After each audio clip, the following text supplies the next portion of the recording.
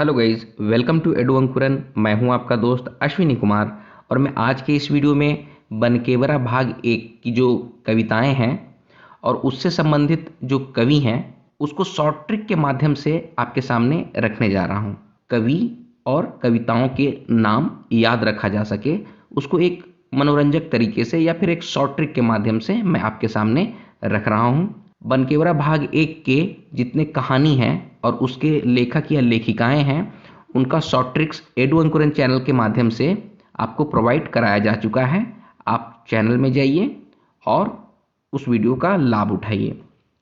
आज की video 2 part में रहेगी। आज का वीडियो पहला पार्ट है। बनकेवरा भाग 1 में टोटल 32 कविताएं हैं।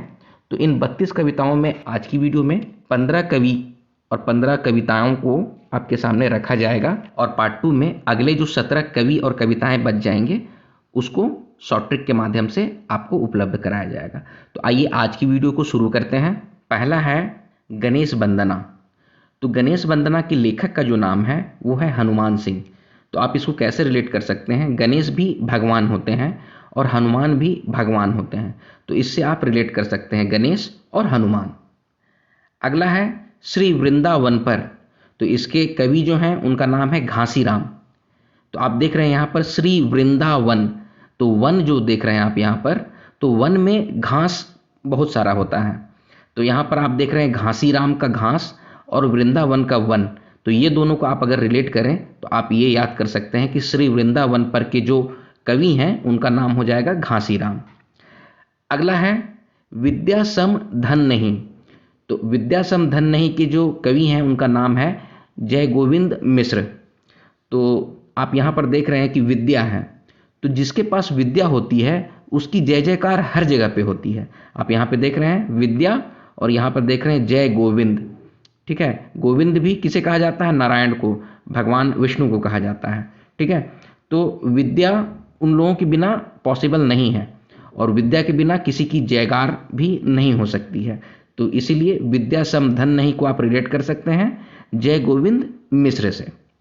चलिए अगली जो कविता है उसको देखते हैं। अगली कविता का नाम है मनमोहिनी। तो मनमोहिनी में आप देख रहे हैं इसके जो कवि हैं उनका नाम है कृपाल नारायण तिवारी। अब देखिए, अगर मनमोहिनी में इसको अगर हम लोग याद रखें मनमोहन अगर सिर पर याद रखा जाए तो मनमोहन किसे कहा जाता है? मनमोहन कहा जाता है भगवान श्री कृष्ण को, और भगवान श्री कृष्ण किसके अवतार हैं? तो नारायण के अवतार हैं। ठीक है, तो यहाँ पर आप देख सकते हैं मनमोहिनी हो जाएगा नारायण तिवारी। ठीक है, आप इस तरह से इसको रिलेट कर सकते हैं। अगला है नल दमयंती ब्याह। तो नल दमयंती ब्याह के जो कवि हैं उनका नाम है दृगपाल राम देवघरिया। इसमें आप देखिए दोनों में अंतिम जो यहाँ पर है नल दमयंती ब्याह, तो ब्याह को आप उठाइए और आप देखिए कि ब्याह जो होता है वो सबसे सुंदर ब्याह किसका हुआ है आज तक? तो वो है शिव और पार्वती का। तो भगवान शिव का बारात भी निकाला जाता है, आप देखते होंगे शिवरात्रि। ठीक है, तो शिव, आप सोचिए कि शिव का झारखंड में शिव का सबसे बड़ा धाम कौन सा है? बाबा धाम। वो कहाँ पे है? तो देवघर में। तो इस तरह से आप इसको रिलेट कर सकते हैं, ब्याह जो है वो देवघर में होता है। आप ऐसे भी देखिए कि देवघर में जो बाबा धाम है वहाँ पर बहुत सारे ब्याह शादी होते रहते हैं। ठीक है, तो ऐसे भी करके आप इसको रिलेट कर सकते हैं कि ब्याह होता है कहाँ? देवघर में। तो देवघर देवघरिया। तो नल दमयंती ब्याह किसका हो रहा है? तो दृक्पाल राम देवघरिया इसके कवि हैं। इस तरह से आप इसको रिलेट कर सकते हैं। चलिए आगे चलते हैं। राम रघुवरे। तो इसके जो कवि हैं उनका नाम है पौराणिक गौरी नंदन शर्मा। देखिए राम रघुवरे, तो राम जो हैं वो बहुत पौराणिक भगवान है हमारे।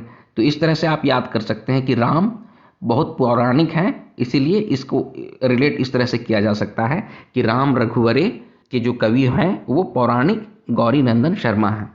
ठीक है, और वैसे भी जो नंदन होता है, नंदन का एक पर्यायवाची अर्थ ये भी होता है राजा। ठीक है, नंदन का एक पर्यायवाची वर्ड राजा भी होता है। नंदन का मतलब राजा भी होता है। राम भी क्या है, वो राजा है, राजा राम, इस तरह से भी आप रिलेट कर सकते हैं। देखिए निमोनिक्स या ट्रिक्स बनाने का अपना अलग अलग तरीका होता है, तो आपको अगर लगता है कि इससे अच्छा कुछ ट्रिक्स है, इससे अच्छा कुछ निमोनिक्स बनाया जा सकता है, तो आप कमेंट सेक्शन में जरूर से उसको कमेंट कीजिएगा। आइए अगला देखते हैं, बाजा। तो बाजा के जो कवि हैं उनका नाम है अर्जुन सिंह। अब इसको याद कैसे किया जाए? अर्जुन के बारे में आप जानते हैं कि जब वनवास में अज्ञातवास 1 साल का जब काटना पड़ा था पांडवों को, तो अर्जुन जो थे वो नाचने और बजाने का काम करते थे, नर्तकी बने हुए थे, बृहन्नला बने हुए थे। ठीक है, तो बाजा का हो जाएगा अर्जुन सिंह। अर्जुन क्या काम कर रहे थे? बजाने और नाचने का काम करते थे, तो बाजा इस तरह से आप रिलेट कर सकते हैं, बाजा अर्जुन सिंह। अगला जो है वो है रिंगचिंगिया। देखिए, और इसके जो कवि हैं उनका नाम है प्रफुल्ल कुमार राय। तो रंगचिंगिया का मतलब होता है रंग बिरंगी तितली। आप देखे होंगे एक ही तितली है, उसमें कई सारे रंग होते हैं। ठीक है, तो उसको देख के मन बहुत खुश हो जाता है, मन बहुत प्रफुल्लित हो जाता है, प्रफुल्ल हो जाता है मन। तो इससे आप रिलेट कर सकते हैं कि रिंगचिंगिया को देखने से मन प्रफुल्ल हो जाता है। तो प्रफुल्ल कौन हो गए? इसके कवि हो गए प्रफुल्ल कुमार राय। तो इस तरह से आप इसको रिलेट कर सकते हैं। 9वां जो है वो है झारखंड वंदना। झारखंड वंदना के जो कवि हैं उनका नाम है मृत्युंजय नाथ शर्मा। आप देखिएगा यहाँ पर, आप देखिए वंदना, वंदना मतलब कि पूजा करना, अर्चना करना। ठीक है, तो वंदना और अर्चना किसकी की जा सकती है? ठीक है, भगवान की जाती है। नाथ का मतलब होता है भगवान। ठीक है, नाथ का मतलब होता है भगवान। या फिर मृत्युंजय जो है, मृत्युंजय किसे कहा जाता है? भगवान शिव को कहा जाता है मृत्युंजय, तो वो भी भगवान है। तो आप इसमें याद रख सकते हैं, वंदना भगवान शिव को कहा जाता है, तो मृत्युंजय, भगवान शिव को मृत्युंजय कहा जाता है, तो मृत्युंजय आप याद रख सकते हैं। नाथ की पूजा करते हैं, नाथ की वंदना कर सकते हैं, तो इस तरह से आप वंदना से आप रिलेट कर सकते हैं। नहीं तो आप एक और तरीका है, जैसे मृत्युंजय है तो मृत्युंजय का जय, और यहाँ पर आप देख रहे हैं झारखंड, हम लोग कैसे बोलते हैं? जय झारखंड बोलते हैं ना, जय झारखंड। तो जय और झारखंड, तो झारखंड वंदना मृत्युंजय नाथ शर्मा, तो इस तरह से भी रिलेट कर सकते हैं। ठीक है, अगला है वो है परमवीर अल्बर्ट एक्का। तो इसके जो कवि हैं उनका नाम है शिव अवतार चौधरी शिवाजी। तो आप यहाँ पर देख रहे हैं परमवीर एल्बर्ट एक्का। एल्बर्ट एक्का काफ़ी, उन्हें परमवीर चक्र मिला था 1971 के वॉर में, उनका बहुत बड़ा योगदान रहा था, बहुत साहस और बहादुरी के साथ उन्होंने फाइट किया था। तो आप यहाँ पे देख रहे हैं परमवीर, ठीक है, एल्बर्ट एक्का। तो परमवीर कौन है? तो शिवाजी हैं। शिवाजी महाराज भी जो थे वो काफ़ी परमवीर थे। ठीक है, तो इस तरह से हम लोग याद रख सकते हैं कि परमवीर एल्बर्ट एक्का वो हैं शिवाजी। ठीक है, तो इस तरह से आप रिलेट करके इनका नाम याद रख सकते हैं कि परमवीर एल्बर्ट एक्का के जो कवि हैं वो शिवाजी हैं, शिव अवतार चौधरी शिवाजी हैं, ऐसे याद रख सकते हैं। अगला है 11 नंबर, वसुधा के देवहु जीवन, सहनी उपेंद्र पाल नहन इसके कवि हैं। कविता जो है वसुधा के देवहु जीवन, उसके जो कवि हैं उनका नाम है सहनी उपेंद्र पाल नहन। अब आप यहाँ पर देखिए, जीवन जो है, जीवन को हम लोग रिलेट कर सकते हैं, लास्ट का है जो जीवन, तो जीवन में बहुत कष्ट होता है, बहुत उतार चढ़ाव होता है, और उसको हमें बहुत सहना पड़ता है, तो उससे आप रिलेट कर सकते हैं सहनी। ठीक है, तो वसुधा के देवहु जीवन को आप सहनी उपेंद्र पाल नहन। ठीक है, जीवन में बहुत कष्ट होता है, बहुत सहना पड़ता है, इसीलिए सहनी। तो इस तरह से आप इसको रिलेट कर सकते हैं। तो वसुधा के देवहु जीवन के जो कवि हैं वो क्या हैं? सहनी उपेंद्र पाल नहन। तो इसका जो लास्ट है जीवन और इसका जो पहला है सहनी, इन दोनों को रिलेट करके हम लोग याद कर सकते हैं। अगला जो है वो है संगे चलब। तो इसके जो कवि हैं उनका नाम है लाल रणविजय नाथ शाहदेव। देखिए, संगे चलब, अगर आप साथ में चलिएगा ना, साथ में अगर चलिएगा तो कहीं भी आपका विजय हो जाएगा, कहीं पर भी। रण विजय, रण विजय का मतलब क्या होता है? युद्ध में जो विजयी हासिल करता है। तो अगर साथ, एकता के साथ, साथ में अगर हम लोग लड़ें, किसी से फाइट करें, तो हमारी विजय तय है, हम जीतेंगे ही। तो आप देखिएगा, संगे, संगे चलब तो रण विजय, उसमें विजय मिलेगा ही, इस तरह से आप रिलेट कर सकते हैं। तो संगे चलब के कवि कौन हो जाएंगे? रण विजय नाथ शाहदेव। ठीक है, अगला है सीतक बूंद। सीतक बूंद, तो सीतक बूंद के जो कवि हैं उनका नाम है डॉक्टर भुवनेश्वर अनुज। देखिए बूंद जो होता है वो बहुत छोटा होता है, छोटा छोटा बूंद होता है, ठीक है। तो बूंद होता है छोटा और अनुज का मतलब होता है छोटा, ठीक है। आप ऐसे रिलेट कर सकते हैं, बूंद का मतलब क्या होता है, छोटा छोटा बूंद, और अनुज का मतलब होता है छोटा। तो इस तरह से आप रिलेट कर सकते हैं, सीतक बूंद डॉक्टर भुवनेश्वर अनुज, ठीक है।